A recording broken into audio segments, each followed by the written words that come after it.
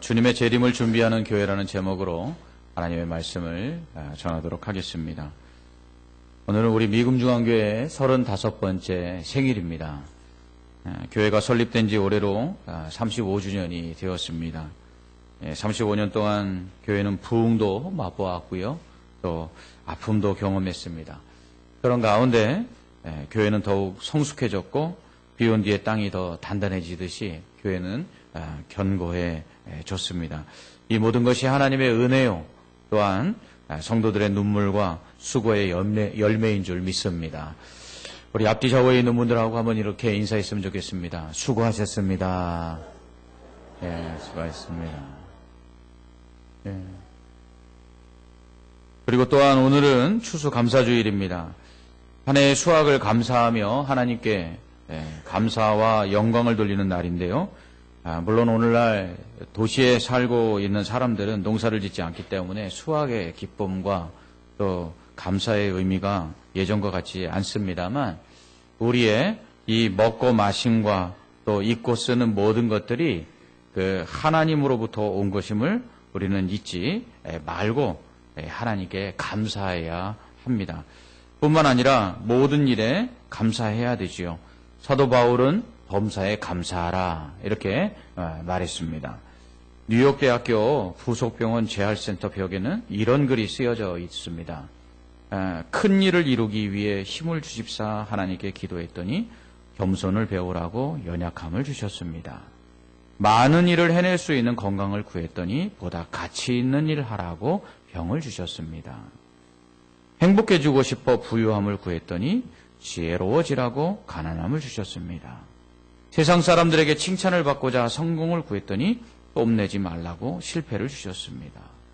삶을 누릴 수 있게 모든 걸 다 달라고 기도했더니 모든 걸 누릴 수 있는 삶 그 자체를 선물로 주셨습니다.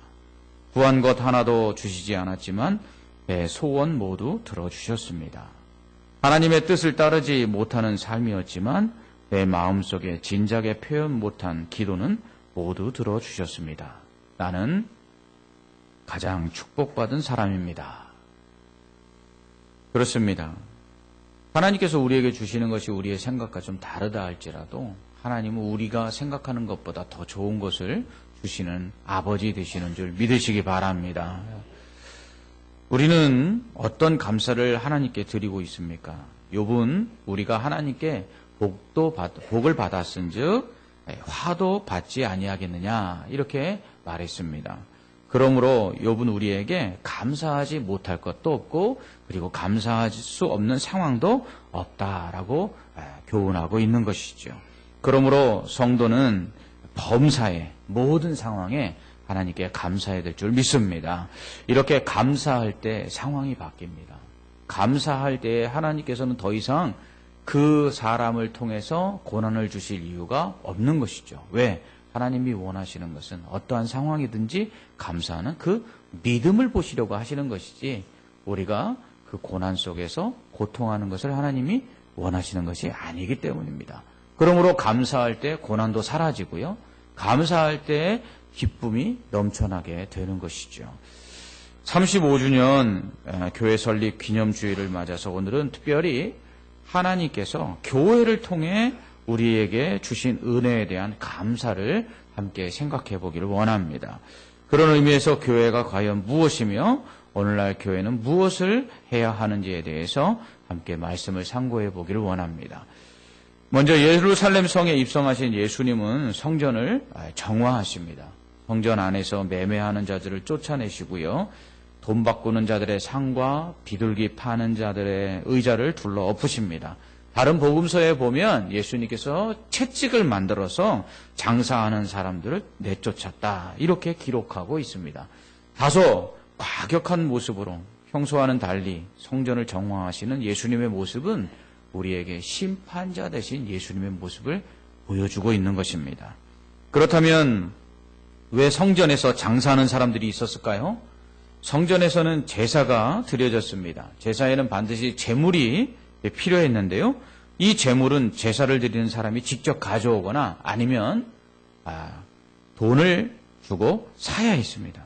예수님 당시에는 제사장들이요 이 성전 뜰에서 재물을 파는 사람들에게 돈을 받고 재물을 팔 수 있도록 허가권을 내주었습니다. 성전에는 유대인의 뜰과 여인들의 뜰, 그리고 이방인의 뜰이 이렇게 있었는데요. 장사꾼들은 이방인의 뜰에서 재물을 팔았습니다. 성전의 재물로는 양과 염소, 또 소, 그리고 비둘기, 이러한 재물들이 쓰였는데요. 장사꾼들은 이러한 재물들을 판매했던 것입니다. 이러한 재물은 재물로 바치는데 문제가 있었어요. 재물을 바칠 때에는 하나님께서 율법에 흠이 없는 것으로 바치라 이렇게 말씀하셨습니다. 점 있는 것도 안 되고요. 상한 것도 안 되고 또 장애가 있는 것도 안 되거든요. 그런데 성전에서 재물을 팔 수 있는 허가를 받은 장사꾼들로부터 산 재물에 대해서는 제사장들이 그 흠이 있어도 재물로 받아주었습니다. 그러다 보니까 성전에서 드려지는 이 제사가 얼마나 형식적으로 드려지는지 알 수 있는 것이죠. 오직 성전에서는 마음과 뜻과 정성을 다해 재물을 드리는 제사보다는요, 그저 형식적으로 재물만 드리는 그러한 헛된 제사들만 행해졌던 것입니다. 예수님은 이를 심판하신 것이죠. 오늘날의 교회는 어떻습니까? 우리는 어떤 제사를 드리고 있습니까? 구약의 제사는 오늘날 예배입니다. 그러므로 오늘 이 시간 우리가 드리고 있는 예배는 바로 제사입니다. 그렇다면 우리는 어떤 예배를 드리고 있습니까? 바울은 로마서 12장에서 우리의 몸을 제물로 하나님 앞에 드리는 영적 예배를 드리라 이렇게 말씀하고 있습니다. 교회 안에서뿐만 아니라 교회 밖에서도 우리의 몸을 하나님이 기뻐 받으시는 제물로 하나님 앞에 드리는 헌신된 삶을 살아가는 것, 이게 예배다라고 바울은 말합니다. 그렇다면 그런 예배를 우리가 삶으로 드리는 예배를 드리는 자가 이 시간 하나님 앞에 예배당에 나와서 드리는 예배는 어때야 될까요? 바로 우리의 삶으로 드리는 예배의 모습이 어떠한가를 이 주일에 나와서 예배당에 나와서 드리는 예배로 우리는 하나님 앞에 나타낼 수 있다는 것이죠. 이 한 시간, 일주일에 하루 우리가 하나님 앞에 드리는 예배도 온전히 하나님 앞에 헌신하지 못하고 하나님 앞에 드리지 못하면서 우리의 삶을 드린다. 있을 수 없는 얘기죠. 우리의 10분의 1 하나님 앞에 주신 모든 재물이 하나님 것인 줄 알아라. 10분의 1도 드리지 못하면서 내 모든 것, 내 생명 하나님께 드립니다. 이건 거짓말인 거죠. 우리가 드리는 이 예배는 바로 우리의 삶을 하나님 앞에 어떻게 드리고 있는가를 증명하는 시간이라는 것입니다. 우리가 한 주간 동안 하나님을 얼마나 생각하고 있는지 이 예배를 통해서 증명하는 것이죠. 이 한 시간 드리는 이 예배 속에서도 우리가 하나님을 생각하지 아니하고 세상의 것을 생각하고 그리고 세상 밖에 우리가 두고 온 그 일주일 동안 하지 못했던 일들을 이 시간도 생각하고 있다면 우리의 한 주간의 삶 속에서 우리는 얼마나 하나님을 생각하고 또 하나님을 위해서 살 수 있겠습니까?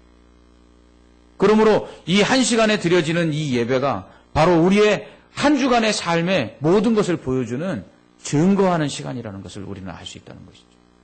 바빠서 예배드리지 못하고 세상 일로 하나님 앞에 나오지 못하는 사람이 하나님 앞에 그 시간들을 들여, 그 인생을 들여, 그 삶을 들여 헌신할 수 있다? 없는 것이죠. 바쁘고 그리고 어려운 중에도 정말 이 시간 마음을 다하고 뜻을 다하고 힘을 다하고 정말 목숨을 다하는 마음으로 하나님 앞에 나와서 예배하는 사람들. 그러한 사람들의 한 주간의 삶은 보지 않아도 어떻든지 하나님의 영광을 위해서 사는 삶이라는 것을 우리는 알 수 있다는 것이죠. 그러므로 이 한 시간의 예배가 얼마나 중요한지 모른다는 거예요. 이 한 시간의 예배에 목숨을 걸어야 되는 것이죠. 제가 지금까지도 받았던 최고의 감동은 제가 대학생 시절에 박선희 목사님이 심우하시던 당시 소망교회에 가서 수요예배를 드릴 때였어요. 수요예배를 드리는데 그날 비가 많이 왔습니다. 장마철이었어요. 그래서 저희가 좀 일찍 간다고 7시 반 예배인데 7시에 교회에 도착했습니다. 그래서 대예배실로 들어갔는데 놀라운 것은 저희가 들어가고 대예배실 문이 잠겨졌다는 거예요. 30분 전이 됐는데 30분 전에 이미 본당은 다 차서 그 다음부터 오는 사람들은 식당으로, 교육관으로, 수요 예배인데 그렇게 예배를 드리는 거예요. 그렇게 예배를 드리는 성도들의 삶이 한 주간 동안 어떠한 모습으로 살아갈지 보지 않아도 알 수 있었습니다. 대형 교회에 가면 사람들이 예배 드리지 않는다? 큰 교회 성도들은 뒷자리에 앉아서 그냥 구경꾼처럼 예배한다? 아니었습니다. 그때의 충격은 지금도 잊혀지지가 않습니다. 그 1시간 동안 드려지는 예배 가운데 성도들이 정말 찬양을 드리는 찬양대서부터 어느 한 사람 흐트러짐 없이 그렇게 하나님의 말씀을 듣고 예배하는 모습 속에 오히려 말씀은 무슨 말씀을 들었는지 생각이 안 나는데 그 예배의 모습에 참여한 성도들의 모습을 통해서 받았던 그 은혜와 감동은 지금 거의 25년이 넘어갔는데도 아직도 잊혀지지 않습니다.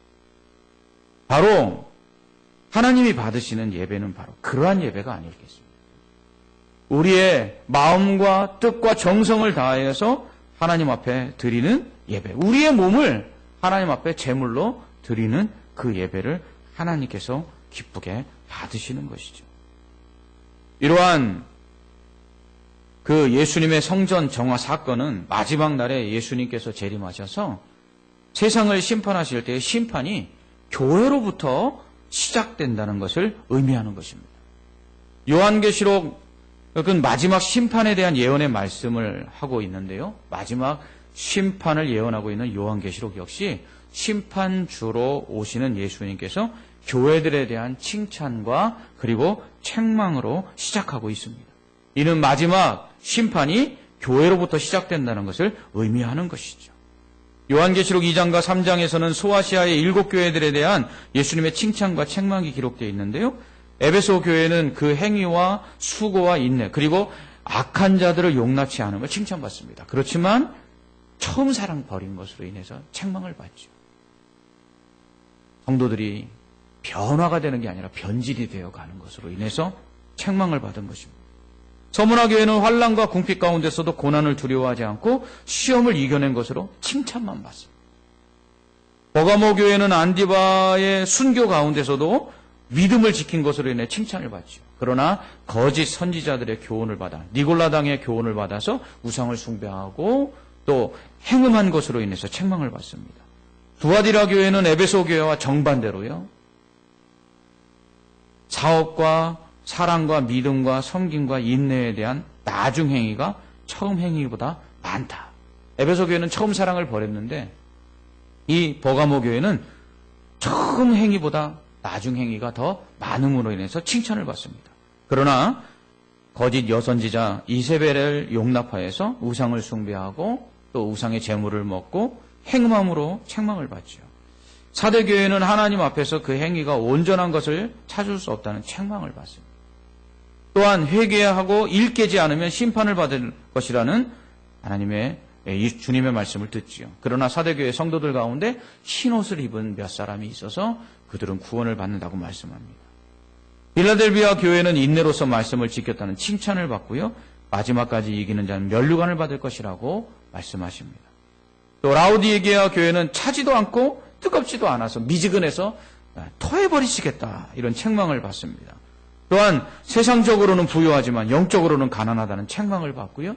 너희의 벌거벗은 것, 영적으로 벌거벗은 것 그것을 너희가 보고서 그것을 볼 수 있도록 이 안약을 사서 영적인 눈을 뜨고 그리고 흰옷을 사서 입어야 한다라고 말씀하십니다.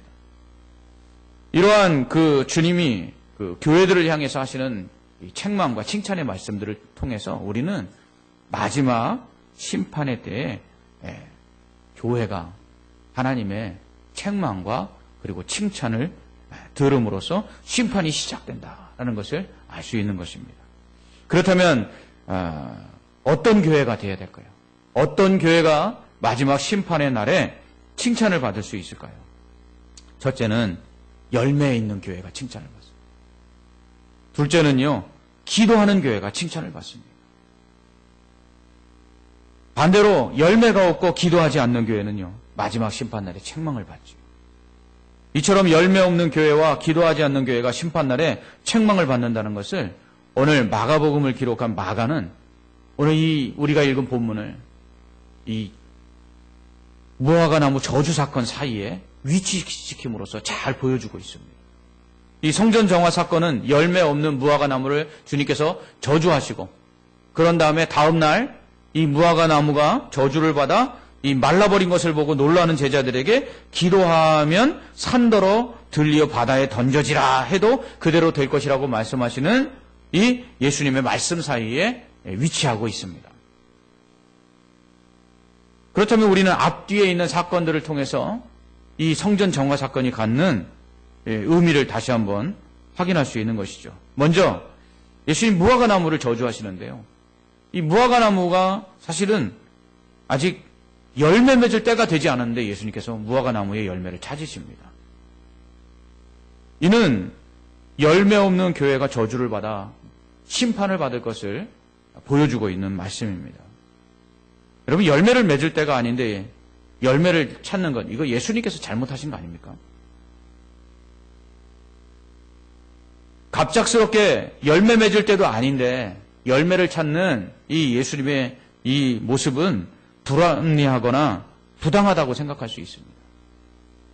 그러나 무화과 나무가 열매 맺는 때가 아닌데도 열매를 찾으신 것은 예수님께서 준비되지 않은 때에 갑자기 오셔서 교회들을 향해서 열매를 내놓으라고 하신다라는 것을 우리에게 말씀하고 있는 것입니다. 우리가 생각하던 때에 주님 오시겠지. 우리가 이렇게 열매 맺을 때가 되면 이때에 주님께서 우리에게 오셔서 열매를 내놓으라고 하시겠지. 그런 생각하지 말라는 거예요. 항상 열매 맺을 준비가 되어 있지 않으면, 그리고 항상 열매를 맺어놓고 있지 않으면 언제 주님이 와서 열매 내놓으라고 하실지 알 수 없다는 것이에요. 즉 깨어서 준비하라는 것이죠. 그러므로 교회는 열매를 항상 맺어야 합니다. 주님 아직 오실 때가 되지 않았으니까 우리가 좀 있다가 열매 맺으면 되겠죠. 내 인생 좀 더 살다가 주님이 부르실 때쯤 되면 그때 좀 헌신하면 되겠지. 오늘도 소천서식이 있습니다. 최근 들어 이렇게 하나님이 부르시는 분들이 많아지고 있습니다. 어찌 보면 우리는 그 모습을 통해서 우리도 부르실 때가 가까웠다라는 하나님의 메시지로 우리는 받아들여야 된다고 생각합니다. 순서가 없죠.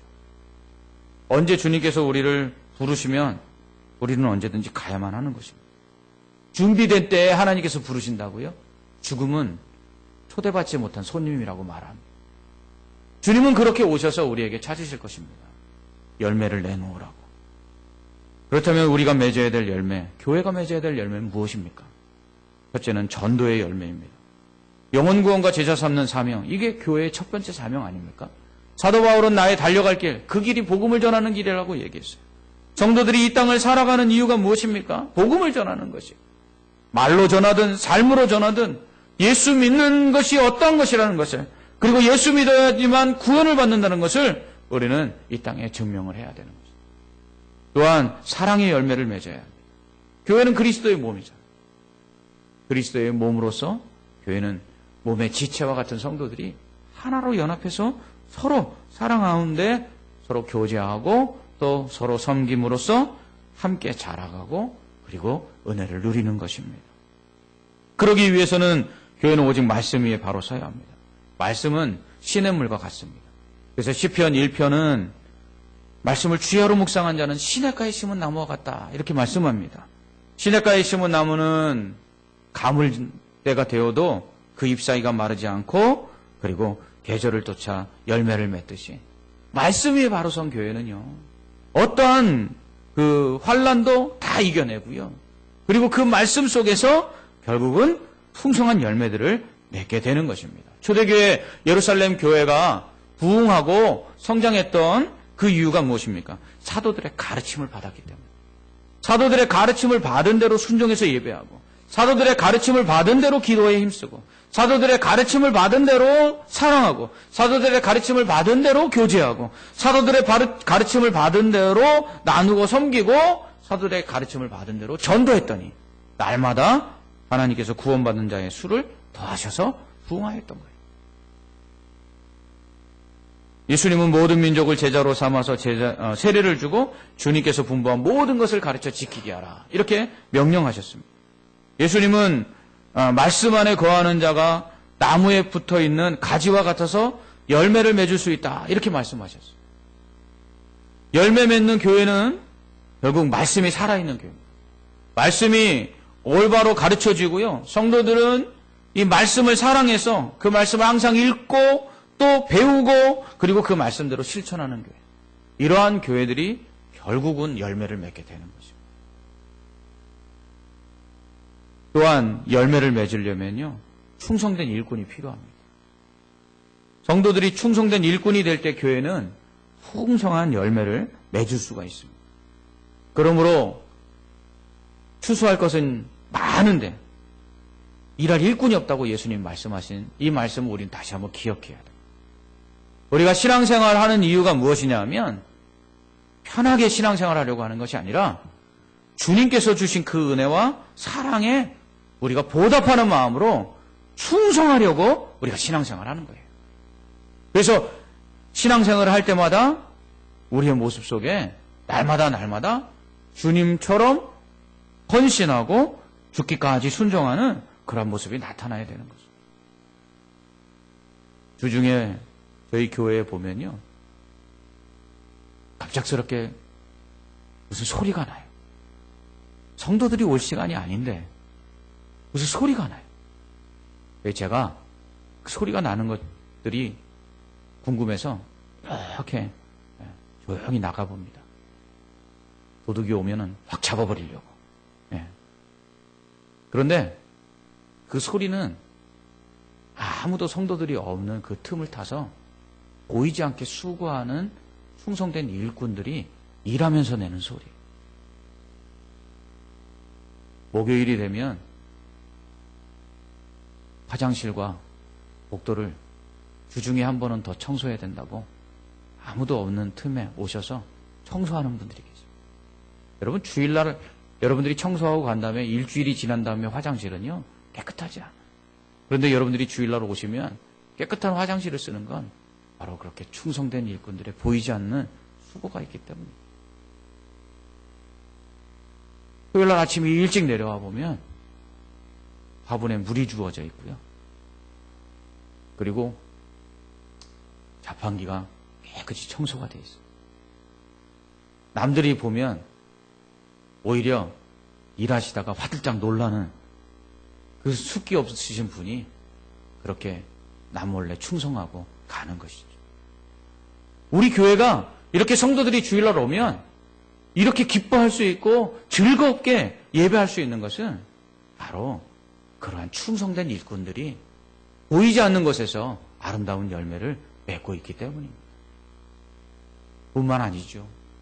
주방에서 봉사하는 일 쉬운 일 절대 아닙니다. 우리 일부 예배 찬양을 드리는 우리 임마누엘 찬양대 아침이면 제일 일찍 옵니다.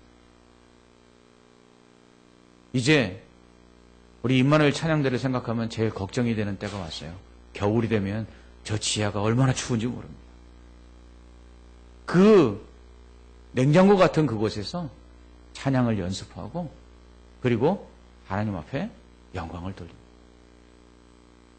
그러한 수고와 헌신의 열매들이 결국은 오늘 우리가 이렇게 하나님 앞에 기쁨으로 예배할 수 있고 그리고 하나님께서 주신 은혜를 누릴 수 있는 아름다운 교회를 만들어 놓은 줄 믿습니다. 여러분 열매를 우리가 맺는 모습 이렇게 함께 나누니까 얼마나 좋습니까? 여러분 그 논밭에 열심으로 갖고 온 그 곡식들이 태풍에 다 쓰러져서 거둘 수 없게 된 모습을 본 적이 있으십니까? 태풍에 이제 수확을 앞둔 그 과수들이 열매들을 다 떨어뜨린 그 앙상한 모습들을 보신 적이 있습니까? 얼마나 마음이 속상한지. 안타깝죠. 여러분, 우리가 오늘 추수감사주일로 이 추수감사상을 이렇게 차렸습니다. 풍성한 이 오곡백과 과일들, 이러한 열매들을 우리가 갖다 놓고 예배를 드리는데 모습만 봐도 얼마나 좋습니까? 우리가 하나님 앞에 그러한 예배를 드려야 된다. 그러한 삶을 드려야 된다는 것이죠. 그러한 열매를 맺어 드려야 된다는 것이죠.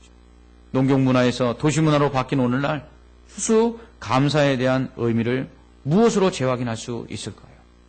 영적인 열매들을 통해서 우리는 그 추수감사에 대한 의미를 재확인할 수 있어야 된다고 생각합니다. 농사를 지어 가을에 수확을 거둠으로써 하나님께 주신 그 감사의 의미를 되새기는 이 추수감사 주일의 그 의미를 이제는 매달 월급을 타면서 일한 것에 대한 수확들을 그때그때 확인하는 도시문화 속에서는 오히려 그 추수감사의 의미가 퇴색될 수밖에 없습니다. 그런 가운데 우리는 새로운 추수감사의 의미를 되새겨 보아야 한다고 생각해요. 그 추수감사의 의미는 바로 매일, 매주, 매달 우리에게 주시는, 하나님이 주시는 그 물질적인 것에 대한 감사뿐만 아니라 우리가 영적으로 맺는 그러한 영적인 열매들을 통한 감사를 하나님께 드려야 됩니다. 그 감사의 이유가 저는 교회이기를 원합니다. 교회가 이렇게 평안하고 교회에 나와서 예배할 수 있다는 것, 이게 얼마나 큰 은혜인지 날마다 우리 안에 감사가 있기를 간절히 소망합니다. 얼마 전 교회 문제로 인하여 어려움을 겪고 있는 성도를 신방한 적이 있습니다. 다른 교회를 나가고 있는 성도인데요. 교회가 지금 환란을 겪고 있습니다. 갑작스럽게 목사님 돌아가셨고요. 그러면서 성도들이 뿔뿔이 흩어져서 지금 몇 명 모이지 않는 성도들만 남아서 예배를 드리고 있다라고 이야기합니다. 그러면서 그 성도와 이야기를 하면서 제가 그런 얘기를 했어요. 그냥 평안할 때 그냥 교회에 오는 것. 그래서 평안한 교회를 다니는 것은 어느 때 보면 지루함도 느껴지고, 그리고 그 교회를 이렇게 때로는 오늘 예배 하루 빠질까 하는 마음도 드는데, 교회가 환란이 생기고 어려움이 생겨서 그 교회 갈 때마다 마음이 무겁고 그 교회 가서 예배 드리는 게 힘들어질 때마다 교회가 평안한 것이 얼마나 감사하다는지 모른다는 것을 그때서야 깨닫는다. 그러니까 그 성도가 그래요. 정말 그것을 너무 요즘 그렇게 공감하고 있다. 이렇게 편안하게 예배 드릴 수 있는 게 얼마나 큰 감사인지 모르겠어요. 이렇게 편안하게 교회에 나와서 하나님의 말씀을 듣고 찬송을 부르고 성도들하고 그냥 일상처럼 교제하고 가는 것이 얼마나 큰 은혜인지 너무너무 그게 그립고 너무 그 은혜가 컸다는 것을, 그것을 감사하지 못했던 것이 너무나 안타깝다. 그렇게 이야기하는 얘기를 들었어요. 그렇습니다. 하나님께서 우리에게 이렇게 좋은 교회를 주시고 평안한 교회를 주신 것이 우리의 감사의 제목이 되어야 될 줄 믿습니다. 이러한 그 감사의 찬양과 또 감사의 예배가 이 교회를 통해서 하나님 앞에 드려질 때에 하나님께서는 더욱더 교회를 평안하게 하실 것이고 교회를 통하여 더 놀라운 하나님의 영광을 나타나게 하실 줄 믿습니다. 마지막으로 심판날에 교회가 책망받지 않으려면 기도해야 합니다. 이 성전 정화 사건 바로 뒤에는 무화과 나무가 마른 것을 보고 놀라는 제자들에게 예수님께서 기도하면 더 큰 일도 할 수 있다. 산을 들어서 바다에 빠져라 그러면 그 산이 바다에 빠지는 그러한 놀라운 일이 기도 응답으로 나타날 것이다 라고 말씀하십니다. 이것은 예수님이 성전을 정화하시면서 아버지 집은 만민의 기도하는 집이다 라고 말씀하신 이 말씀과 연결이 되는 것이죠. 교회는 기도하는 것입니다. 기도는 성도들에게 주신 하나님의 능력입니다. 기도하면 하나님의 능력이 나타나죠. 그러므로 기도하는 강력한 힘이고요. 성도에게는 최고의 무기입니다. 또한 기도는 하나님과의 만남이요 교제입니다. 기도를 통해서 우리는 하나님의 임재와 동행을 경험하게 됩니다. 기도를 통해서 하나님의 사랑과 은혜를 체험하게 됩니다. 그러므로 교회가 기도하면 놀라운 역사가 나타날 수밖에 없는 것이죠. 은혜가 넘칠 수밖에 없는 것이죠. 그러나 교회가 기도하지 않으면요, 교회는 강도의 구렬이 됩니다. 강도의 구렬이란 게 뭡니까? 강도의 소굴이라는 거예요. 즉, 기도하지 않는 성도는 강도가 된다는 것입니다. 강도는 누구입니까? 남에게 해를 입혀서라도 자신의 욕심을 채우는 것이 강도입니다. 강도는 사랑이 없어요. 강도는 어떻게든지 빼앗으려고만 해요. 자기의 욕심만 채우려고 해요. 기도하지 않는 성도는 교회에 와서 교회를 통해서 자기가 얻으려고만 하는 것을 얻지 다른 사람을 위해서 헌신하지 않습니다. 다른 사람을 사랑하지 않습니다. 기도하지 않는 성도는요, 강도와 같은 것이죠. 기도하지 않는 성도는 일꾼이 되지 않습니다. 기도하지 않는 성도는요, 일감이 됩니다. 그래서 기도하지 않는 성도는 기도의 제목을 많이 가지고 있어서 다른 사람들로 하여금 기도할 수밖에 없도록 만들지만 정작 기도해줘야 될 사람을 위해서는 기도할 수 없는 사람입니다. 기도하지 않는 성도가 강도라면 기도하지 않는 교회는 강도의 소굴일 수밖에 없습니다. 교회가 기도를 잃어버리고 난 다음부터 교회는 여러 가지 문제들이 생겨나는 것입니다. 여러분, 사랑도 기도 없이 할 수 없습니다. 기도가 없는 교회는 성령이 역사하지 않기 때문이죠. 성령이 역사하지 않는 교회는 말씀에 순종함도 없습니다. 성령이 역사하지 않는 교회는 능력이 없습니다. 성령이 역사하지 않는 교회는 헌신의 열정이 없지요. 곧 기도하지 않는 교회는 아무런 열매를 맺을 수가 없습니다. 여러분들이 영적인 열매를 맺고 싶습니까? 여러분 개인적으로 기도해야 합니다. 여러분들의 기도의 시간은 어떻습니까? 여러분 날마다 기도하십니까? 여러분들의 기도의 시간들은 얼마나 됩니까? 여러분들 하루에 10분 이상 기도하십니까? 여러분, 우리가 농사를 짓는 사람이 농사를 짓기 위해서 하루에 몇 시간 일합니까? 우리가 돈을 벌기 위해서 하루에 몇 시간씩 일합니까? 세상의 것들도 얻으려면 그만큼의 투자하는 시간들이 필요하고 수고가 필요한데 영적인 열매를 걷기 위해서 우리는 얼마나 경건의 시간들을 하나님 앞에 드리고 있습니까? 그러한 시간들이 없는데 어찌 우리 안에 성장이 있겠고 어찌 우리 안에 변화가 일어날 수 있겠습니까? 제자훈련을 하면 제자훈련을 받는 모든 훈련생들이 하는 말이 있습니다. 목사님, 이렇게 은혜가 넘치는 줄 몰랐습니다. 이렇게 감사거리가 넘칠 줄 몰랐습니다. 이렇게 기쁠 줄 몰랐습니다. 왜요? 지금까지 하지 않던 성경 읽기, 성경 암송, 그리고 말씀 묵상, 그리고 말씀을 배우는 일들. 뿌리는 만큼 어찌 거두는 게 없겠습니까? 수고하는 만큼 어찌 열매가 맺혀지지 않을 수 있겠습니까? 당연한 결과예요. 제가 잘 가르치고 제가 훈련을 잘 시켜서 절대로 아닙니다. 영적인 원리가 어찌 세상의 이치와 별반 다르겠습니까? 열심히 기도하는 만큼 맺혀지게 되는 것입니다. 열심히 기도하는 만큼 눈물 뿌리는 만큼 기쁨으로 단을 거두는 것이죠. 울며 씨를 뿌리러 나가는 자는 반드시 기쁨으로 그 곡식단을 가지고 돌아오리라. 오늘날 교회의 위기는요, 기도하지 않기 때문입니다. 기도하는 교회는요, 위기가 찾아오지 못합니다. 아니, 기도하는 교회는 위기가 와도요, 그게 기회가 됩니다. 기도는 모든 것을 바꾸죠. 기도는 모든 것을 가능케 합니다. 그런데 안타까운 것은 교회가 점점 이 기도의 능력을 상실해가고 있어요. 예수님께서는 낙심하지 말고 기도하라고 말씀하시면서 불의한 재판관과 그리고 과부의 이야기를 하시면서 맨 마지막에 이렇게 이야기하십니다.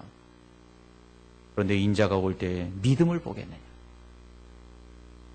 기도하면 하나님이 속히 응답하신다고 말씀하셨는데 마지막 때에 믿음을 보겠느냐 말씀하십니다.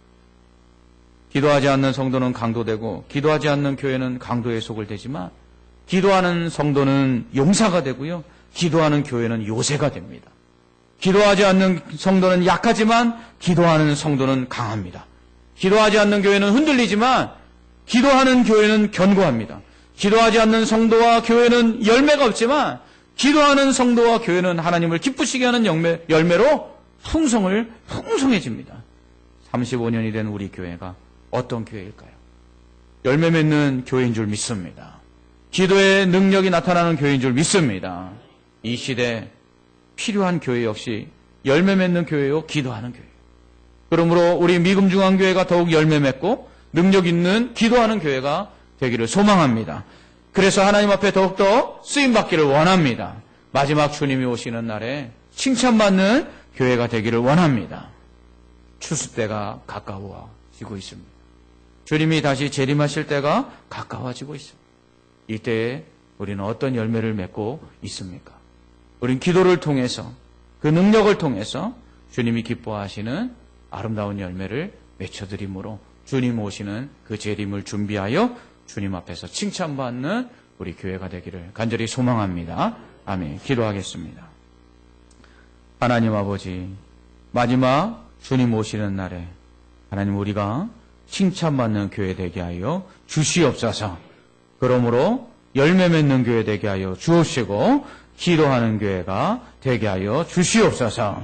날마다 우리 교회를 통해서 우리 성도들이 주의 은혜를 풍성히 누릴 수 있도록 함께하여 주시옵소서. 예수님 이름으로 기도합나이다. 아멘.